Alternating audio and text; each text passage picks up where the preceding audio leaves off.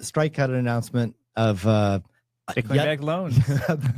another Bitcoin back. I mean, they announced Bitcoin-backed loans a few months ago. We talked about it on the show. What they announced this week was line of credit. So I don't know. What's the difference? Well, that's what I think we should talk about. Yeah. First of all, with the loans, I think a lot of people, when they think of a loan, they think of like a long-term loan, like you get like a 30-year or 15-year home loan or a 5-year car loan or something. Now, most of the Bitcoin lending products are not 5, 15, or 30 years. They're like, I mean, the one presented yesterday was, 30 days up to a year. Right. And I think that's what we've seen from Lava and others as well. It's more like less than 1 year, shorter term. Now, line of credit is, and I think you might know more about general concept of line of credit than maybe Tell me. us more, Jim. But Thank you. But it's a different. It is a degenerate gambler. It's he's got his, we don't want to talk about he's got his prop bet line of credit. his 100x prop bet. But Tokenized, of it's course. obviously credit as well, but it's definitely different than a loan. I mean, it's like duration's different, and I do suspect this product is packaged up differently than taking out a loan. But do you have can you tell us more about maybe line of credit in general and how it compares to like a loan? Yeah, tell us more. Well, I don't mean to represent the financial services industry. Yeah. I mean, I guess I wouldn't claim any expertise in this, but I would talk about like a loan, usually thinking about it as like maybe a fixed term, maybe there's an origination fee, there's a payback period, and an APR or something. And so, maybe if you do a 1-year loan and then you want it to go on for a second year, maybe you have to renegotiate terms. Maybe you have to figure out an effective way to roll the loan over. And so you take out a new loan, and part of your new loan pays back the proceeds of the old loan, or your debt due on the old loan, and you kind of keep inching it forward, but you have to make more explicit decisions. It's kind of, at least my understanding. I don't know if that's sort of what the financial services industry would say. And then a line of credit is a little bit more like, I want to spend some, so I'm going to use this, like I have a line of credit, I'm going to spend down from this line. And those can also be collateralized by, equities or ETFs or whatever. But it's not like a fixed term. It's kind of constantly rolling. APR changes daily based on SOFR and a spread, and you're just kind of constantly rolling it forward. So when I think about a line of credit, one of the things that I would think about is like, what are you collateralizing for your credit, and what is the growth rate of that, and then what is the cost of capital for that line of credit? And as long as you've got a healthy spread there, you're probably going to be good. So if you think, I was talking through an example with a friend, mutual friend the other day. And if you believe that Bitcoin, if you look at historical CAGR, I would guess that's not going to happen, but future CAGR is going to be a muted version of that, but not muted like treasuries. It's going to be muted like instead of 100% year over year, you're going to get 50% or 40% or 30%. It'll probably decrease 10 years out. Maybe you only get 20% a year, and it's volatile and stuff. But if your cost of capital is otherwise, 4, 5, 6, 7%, speculative attack, you can actually just run your life off of that. MicroStrategy for your life. Then there's also, credit cards, right? Which is another form of credit and debt.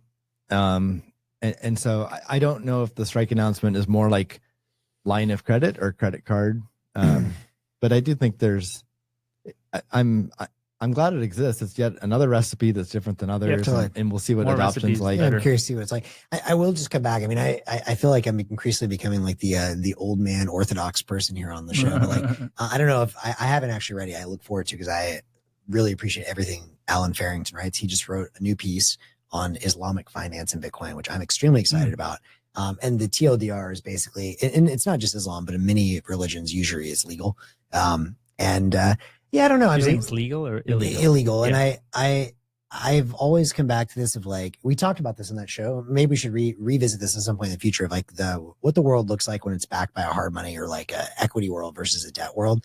And, I get it. Like you're not going to go from 0 to 100 over. Like there has to be a transition period. You need to like kind of like fit Bitcoin into the existing financial services, fit Bitcoin into the existing mindset. But I don't know, but part of me is like, I don't know. I hope over time people just like we don't need all these like tricky debt things. And, even like, yes, Bitcoin backed loans, it's great business. Obviously I'm an investor in, one of these companies, a couple of these companies, but like, I do hope we get to a world one day where that's not even necessary. But I'm not sure though that it makes sense to say it's not necessary, because money is ultimately like allocation of resources and time and energy, right?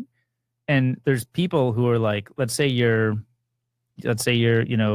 16 years old and you need to, what do you need? Buy a car, go to school, whatever. You need money for something that you're going to be like, you need to arbitrage time, right? Credit is really just a way to arbitrage time. Now, I think credit in general has kind of an appropriate bad rap, because it's not really in service of the consumer. It's really in service of the platform, because none of it's auditable and there's all kinds of bad terms that get snuck in there. It also gets people hooked, like prop betting. Yeah. That's what I was going to say. It can be abused as well. I mean, if you don't pay off your credit card debt, you're paying 21% rates against that. You're digging yourself a hole forever. Totally. I mean, one thing I think about those, I hear you. And I mean, we've chatted before about this, is like, what is the role of debt in a Bitcoin world? Like, I think there will still be some. I think it's going to be dramatically less than we have today. I think you're going to see a lot more equity. And I think so the hurdle rate of like Bitcoin, right? So in a world where you go from 2-3% inflation to 2-3% deflation, just as an example, all of a sudden now it's like, if I'm lending, like that's a much higher hurdle rate I have to hit. So this better be a damn good loan. Where I'm curious, and I think some interesting innovation could be is, I mean, look, I'm all for making money, but like, if you can do that in a way that aligns incentives better. And so I think about, actually, I think mutual friends of ours, friends of mine from college, and I think friends of y'all's from other form of life or moment of life, Upstart, the company. Mm-hmm. When they got started, in fact, one of my buddies from college was their guinea pig. The idea was you buy like equity in someone's upside. So instead of, I'm a young person and you're arbitraging time, one way to do that is, here's a loan. You have to pay me back. Good luck. Another way is, okay, like startup investing, I want to buy a percentage of your future cash flows. Yeah, that's dicier for me. I mean, it may happen. Well, you're like selling off your life. Yeah, that's also risky. I'd rather sell off some future capped amount. I think debt is a better product in that case than equity. I think it depends. I think all these things come back. Yeah, they're all just tools, but it's also hard to like legalize and quantify. Legalize meaning like actually spell out. Yeah, what do you own? What do you own? Yeah, I mean, I get it. It's a slippery slope to slavery, but like, so is debt. I think debt is a more capped version, but yeah, I think, but I would say ultimately these are tools of arbitraging time. Right. Exactly. And so like, if you want to build a data center with a bunch of solar, who might want to do that, gentlemen? It doesn't exist today. Somebody needs to pay for it. Somebody has to take risk, and you're going to take risk and time and bake those together. And if equity is useful in certain cases where you need uncapped upside, but if you're going to own the panels that you could redeploy in case they fail, you actually have it collateralized by those panels to some extent. So actually maybe debt is a better version there. So I'm actually not opposed to the concept of debt, though a lot of people use debt in very irresponsible ways. But I think the concept is not bad. It's just misused, abused, not kind of properly employed. But if you employ it appropriately, it can actually help you achieve your goals in a better way than anything else. Perhaps. And I hear you. And there's probably like always gradations, and it just depends on the specific circumstance. Equity in its best form, though, what I like about this is, in terms of incentives, number one, if the venture fails, you're off the hook. So that's very important. I think that's a critical aspect. One thing with debt is, if the venture fails for whatever reason, and perhaps you just misprice the risk or whatever, like that becomes sort of an albatross. And then there's like bankruptcy laws. It doesn't have to. It totally depends on the terms. It depends on the terms. It depends on the country you're doing it and all that. Yeah. But the other thing that's nice about equity, when it's used correctly, maybe there needs to be, capped upside. Perhaps it should start as a nonprofit and then become a company. There's